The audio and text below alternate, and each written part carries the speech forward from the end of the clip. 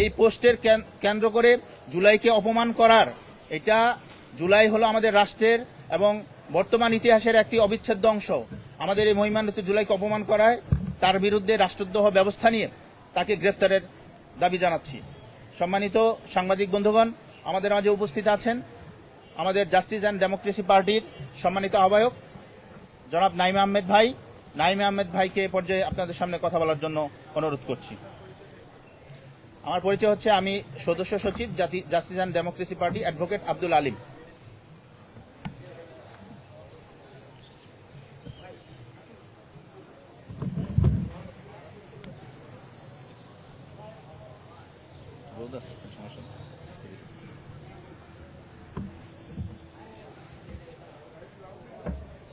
ইনশাআল্লাহ শুরু করলাম। হ্যাঁ, বিসমিল্লাহির রহমানির রহিম। মেহের আফরোজ শাওন কর্তৃক জুলাই বিরোধী বক্তব্য এবং উস্কানিমূলক ফেসবুক স্ট্যাটাস দেওয়ার প্রতিবাদে justice and democracy party JDP কর্তৃক আয়োজিত আজকের এই সংবাদ সম্মেলনে অতি শর্ট নোটিশে অসংখ্য সাংবাদিক ভাইয়েরা উপস্থিত হয়েছেন। আজকের সংবাদ সম্মেলনের শুরুতে আপনাদের প্রতি কৃতজ্ঞতা এবং ধন্যবাদ জ্ঞাপন করছি।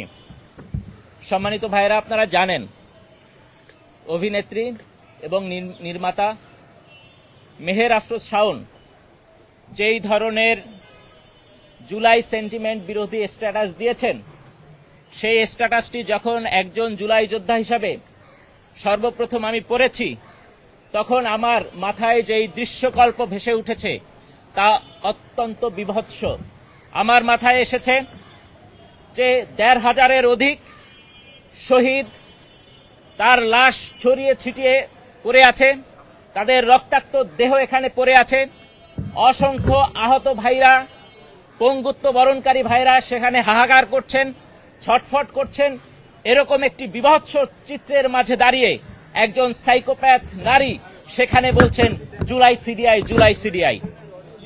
ফলশ্রুতিতে আমাদের মনে এটা তীব্রভাবে দাগ কেটেছে এবং শুধু আমরা নই, বাংলাদেশের যে লক্ষ লক্ষ জুলাই যোদ্ধা রয়েছে, বাংলাদেশের কোটি মানুষ এই জুলাইয়ের মাধ্যমে যে মুক্তির আভাস পেয়েছে, তারা সবাই এই ধরনের গর্হিত কাজে সমানভাবে ব্যথিত হয়েছে বলে আমরা মনে করি। সম্মানিত ভাইরা, এই ধরনের একজন সাইকোপ্যাথ মহিলা, যার ক্যারেক্টার পশুর চেয়েও অধম, তার থাকার কথা ছিল চিড়িয়াখানায় অথবা জেলখানায় অথবা কোনো মানসিক স্বাস্থ্য নিরাময় কেন্দ্রে। কিন্তু এই সরকারের বলি কিংবা ইন্টারিম সরকারের বলি, বারবার উস্কানিমূলক কর্মকাণ্ডে জড়িত হওয়ার পরেও মেহের আফরোজ শাওনকে কোনো অদৃশ্য শক্তির কারণে তাকে বাইরে রাখা হয়েছে এবং তিনি এইখানে বলা হয়ে থাকে যে আওয়ামী লীগকে এখানে সংগঠিত করার দায়িত্বেও তিনি রয়েছেন। ফলে আমরা সরকারের কাছে বলতে চাই, অবিলম্বে এই মেহের আফরোজ শাওনের বিরুদ্ধে আপনারা ব্যবস্থা গ্রহণ করুন। সম্মানিত ভাইরা, মেহের আফরোজ শাওনের এই গর্হিত মন্তব্য আমরা কোনো বিচ্ছিন্ন ঘটনা মনে করছি না। আপনারা জানেন, গত ৩ দিন আগে ভারতে পলাতক পতিত স্বৈরাচারী হাসিনা ভারতের একটি মিডিয়াতে একটি ইন্টারভিউ দিয়েছেন। সেখানে তিনি বলেছেন এ বছরের মধ্যেই তিনি নাকি বাংলাদেশে ফিরবেন এবং সেই বক্তব্য দেওয়ার মাত্র ৩ দিনের মাথায় জুলাইয়ের প্রথম প্রহরে বা প্রথম দিনে এই হাসিনার এক্সটেনশন মেহের আফরোজ শাওন এখানে বসে বললেন যে তিনি কার্যত যেটা বলতে চাইলেন যে তিনিও জুলাই সিডিআই। অর্থাৎ এই বক্তব্য হচ্ছে হাসিনার ওই বক্তব্যের ধারাবাহিকতা। হাসিনার ওই বক্তব্যের কারণে এই দুঃসাহস মেহের আফরোজ শাওন এখানে দেখিয়েছে।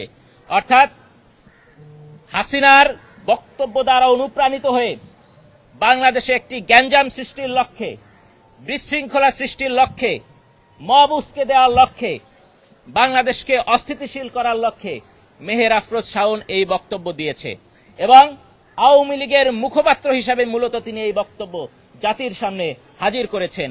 এই বক্তব্য আপনারা জানেন সোশ্যাল মিডিয়ায় আওয়ামী লীগের গুপ্ত বাহিনী, হেলমেট বাহিনী, বট বাহিনী দিয়ে থাকে। একজন সুস্থ স্বাভাবিক মানুষের পক্ষ থেকে এই ধরনের গর্হিত মন্তব্য কোনোভাবেই আসতে পারে না। সম্মানিত সাংবাদিক ভাইরা, আজকের এই সংবাদ সম্মেলন থেকে আমরা দেশবাসীকে এবং বাংলাদেশের সকল মিডিয়াকে এবং বাংলাদেশের সকল প্রতিষ্ঠানকে আনুষ্ঠানিকভাবে জানাতে চাই যে মেহের আফরোজ শাওনের মতো দুর্বৃত্তকে বাংলাদেশের সকল মিডিয়া এবং সকল প্রতিষ্ঠান থেকে সর্বাত্মকভাবে বয়কট করতে হবে।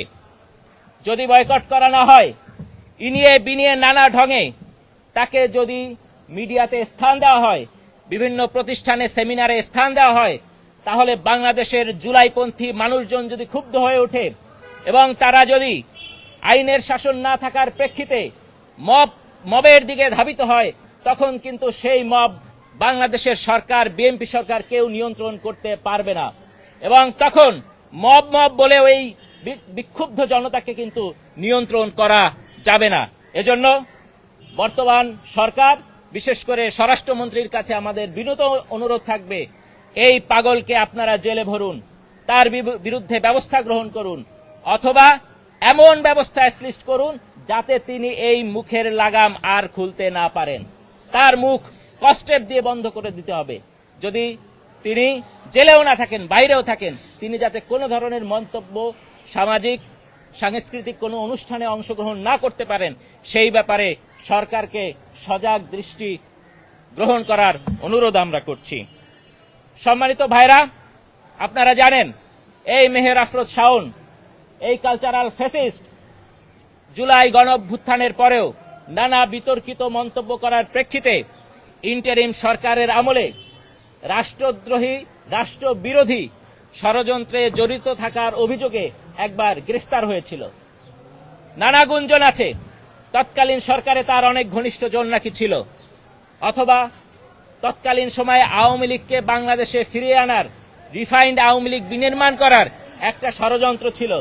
সেই ষড়যন্ত্রের কেন্দ্রবিন্দুতে তিনি ছিলেন। এ কারণে ইন্টারিম সরকার কোনো অদৃশ্য চাপের কারণে তাকে কিন্তু তখন মুক্ত করে দিয়েছিল। সেদিন যদি তাকে মুক্ত করা না হতো, তাহলে কিন্তু আজকে তিনি এই ধরনের গর্হিত মন্তব্য করতে পারতেন না। বর্তমান সরকারের আমলে আওয়ামী লীগ প্রশ্নে বর্তমান সরকারের ঢিলে ঢালা অবস্থানের কারণে এই ধরনের কালচারাল ফ্যাসিস্টরা আবার ফুলে ফেসে উঠেছে। তারা জুলাইয়ের প্রথম দিনে এই জুলাইকে অ্যাটাক করেছে এবং সরকারের পক্ষ থেকে এখন পর্যন্ত এই ধরনের তৎপরতার বিরুদ্ধে কোনো ধরনের অ্যাকশন দেখা যাচ্ছে না। আমরা সুস্পষ্টভাবে বলতে চাই এই সরকারকে, আপনারা কিন্তু জুলাইয়ের রক্তের উপর নির্ভর করে এই সরকার গঠন করেছেন।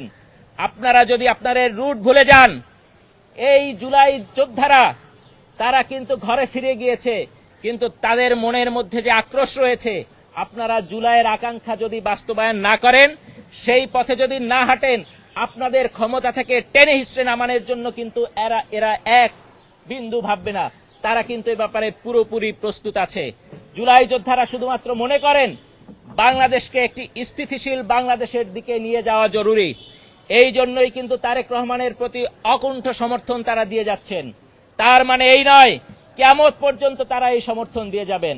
ফলে আমরা মনে করি সরকারকে, বিশেষ করে কালচারাল মিনিস্ট্রি এবং তারেক রহমান এই ব্যাপারে দ্রুত পদক্ষেপ গ্রহণ করার ব্যাপারে সংশ্লিষ্ট কর্তৃপক্ষকে নির্দেশনা প্রদান করবেন।